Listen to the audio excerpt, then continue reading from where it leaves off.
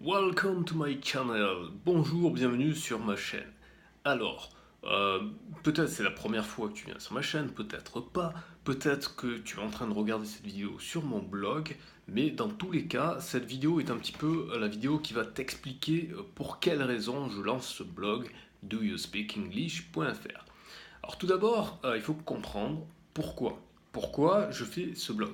Eh bien, il se trouve que en France, les Français ont du mal avec les langues étrangères et en particulier avec l'anglais.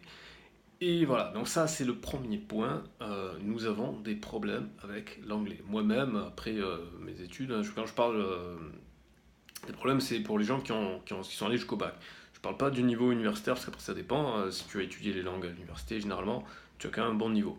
Donc je parle simplement des gens lambda qui n'ont pas fait d'études spéciales en langue, qui n'ont pas fait d'études spéciales en anglais, qui ont eu un bac ou peut-être pas, ou j'en sais rien, qui ont fait d'autres études peut-être.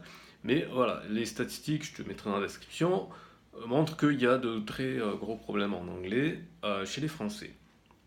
Alors moi j'ai pas une méthode miracle, attention, j'ai plutôt une approche peut-être différente, c'est de ne pas parler uniquement de mon expérience, mais constamment d'aller voir ce que les autres font. Donc moi ce que je te propose c'est à chaque fois de faire un petit peu le testeur et de recueillir également tes expériences, hein, tes commentaires pour justement aider le plus grand nombre de gens à avoir le plus de ressources possibles pour pouvoir s'améliorer en anglais parce que c'est obligatoire d'avoir des connaissances anglais aujourd'hui, tout simplement pour plusieurs raisons. La première raison, c'est pour accéder au maximum d'informations. Il faut savoir que plus de 50% des sites internet sont écrits en anglais, que la majeure partie des innovations viennent de pays où l'on parle anglais ou alors sont présentées d'abord en anglais.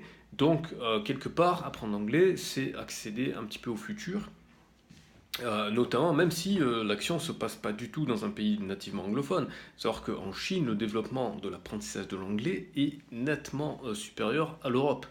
Voilà, donc c'est extrêmement important pour des raisons professionnelles, puis si tu veux voyager, et puis si tu veux apprendre même d'autres langues, si c'est pas l'anglais ta langue cible, tu auras beaucoup plus de ressources et de meilleures ressources en anglais qu'en français. Donc il est absolument indispensable d'apprendre l'anglais. Alors comment est-ce qu'on va faire? Je vais te partager mon expérience, bien entendu, parce que ça c'est important, mais pas seulement. L'objectif c'est pas de se centrer sur ce que moi j'ai fait, l'objectif c'est de se centrer sur ce que toi tu fais, parce que il y a un secret que personne ne te dit peut-être, c'est que une langue ça ne s'apprend pas, ça ne s'enseigne pas, pardon, ça s'apprend. C'est-à-dire que il y a personne en fait qui peut vraiment prétendre dire moi je vais t'apprendre l'anglais. Non non, je vais rien t'apprendre du tout au niveau de l'anglais. Je vais t'apprendre en fait simplement à chercher. Je vais te montrer quelles sont les méthodes, etc. Mais c'est que si toi tu es actif que tu apprendras quelque chose. C'est-à-dire que en fait apprendre une langue c'est extrêmement important d'être actif dans l'apprentissage. On ne reçoit pas les langues. C'est le problème principal en fait de l'enseignement classique, c'est que dans l'enseignement classique, l'élève, l'apprenant est en mode récepteur, en mode passif. Et ça, c'est très inefficace. Donc il est extrêmement important d'être actif. Donc pour ça, je vais te montrer par l'exemple les actions que moi j'accomplis au quotidien pour améliorer mon anglais ou que j'ai déjà accompli pour débuter, etc. Et je vais t'inviter à me faire part de tes actions également pour t'encourager, pour encourager les autres, parce que c'est comme ça que ça marche. La motivation est très importante.